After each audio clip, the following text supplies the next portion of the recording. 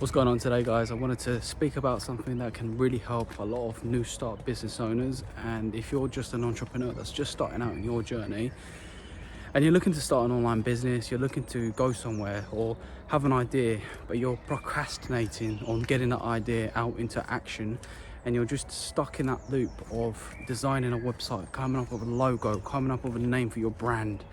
You know, that procrastination is a phase that is really hard to get out of, especially if you're someone who has OCD or who is obsessed with organization and perfection. And a lot of the times, the things that you're doing in the beginning that you think are the right things to do are the ones that you're supposed to be doing in the last. It's going to be the complete reverse, and we're almost always doing the things that we're supposed to be doing first, but they should be done last. So I'm talking about things like trying to design a logo, trying to make a website, trying to make a brand name, trying to, put all these things into a box, to define exactly who you're going to be and what you're going to be talking about and the services that you're going to be providing. Now, of course, this is great if you already have a business or you already have a brand outside of social media that you can already leverage. But for someone who's just starting out like you, the best thing that you can do is just start out by yourself as yourself. People want to get to know you as you, get to have a personal connection with you.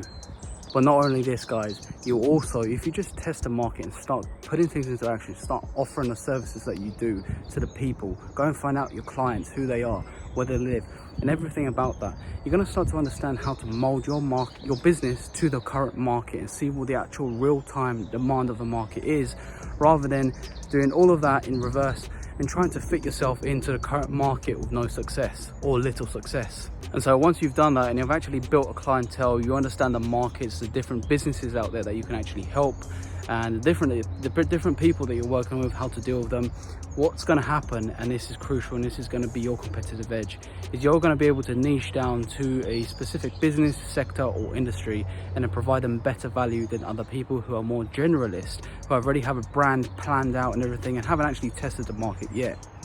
So if you're currently in this phase, cut it out and start delivering the service, testing out the market and finding your clients to work with, and then work from the data that you gather and the experience that you gather to fit your business into that sector or niche and gain that competitive advantage. See, people like to know you for who you are, and if you have a name already and you niche down your agency or your business to a particular sector, and even the name rhymes with the sector, has a connotation to the sector, who do you think that a company in that industry is going to be rather working with? A company that is resonating with their brand, their industry and sector, or someone who's a generalist and just come up with their brand name? Now, of course, sometimes people create their brand names off their last name, and that's completely okay. It's not going to affect you too much, but it's going to affect you a little bit, and that small margin is going to give you that edge. And sometimes you may not even know it, but you know what that means? It can also be a subconscious thing that you have in your head that you're fearing about going out and getting clients. I know when I first started, this was the major fear, but I didn't actually admit it or even come to terms with it. It was just a fear that I had underneath me, unconsciously, that I didn't want to go out and get clients. So I started procrastinating on all these different things. Now, the next thing that is a massive advantage is start locally. You'll have a much higher edge starting locally with local businesses around you than reaching out to someone elsewhere. Because again, guys, no one understands your local area more than you actually understand it, except if there's a researcher out there that studies your local area. Or you can what you can also do is pull up some data on your local area and actually look at the statistics, the demographics of your local area to understand it a bit more. Look up on Google Maps the businesses that are around, the Google reviews, and just do a bit of cold calling, go to business events, networking events, and have a chat with them. And then, if you like coffee, go out for a coffee or with the business owner every once in a while in a month and just talk about the strategy, how well they're doing. This is something that someone over in Australia cannot do with a client that you have, in your local area. This is the edge that you have, a competitive edge.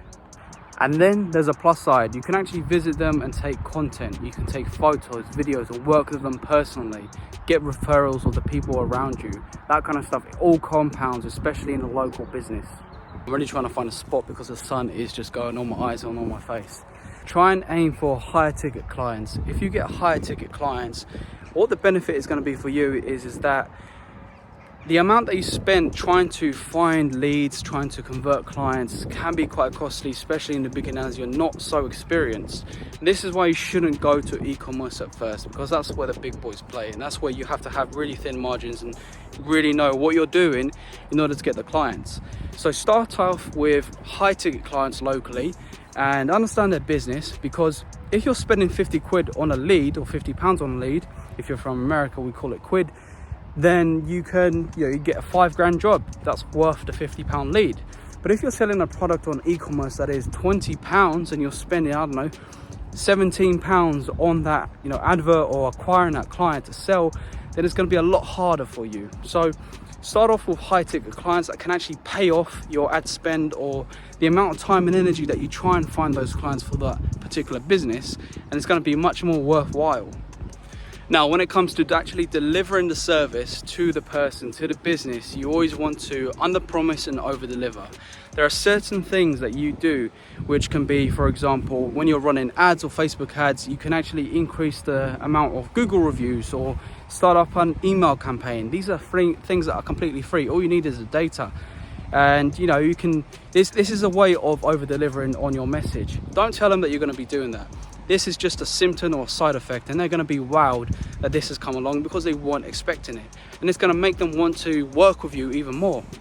So anyways guys, whatever business you're starting, whatever service offer you're starting to help other business owners, just think about it this way and try and apply it to your business.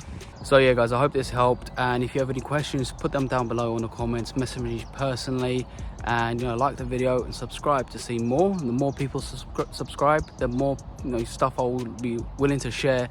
And also I'm thinking about starting a podcast, so the more people who subscribe, the bigger the guests will actually be as well. So I hope you have a wonderful day and enjoy the rest of this channel and look at the other videos. See you then.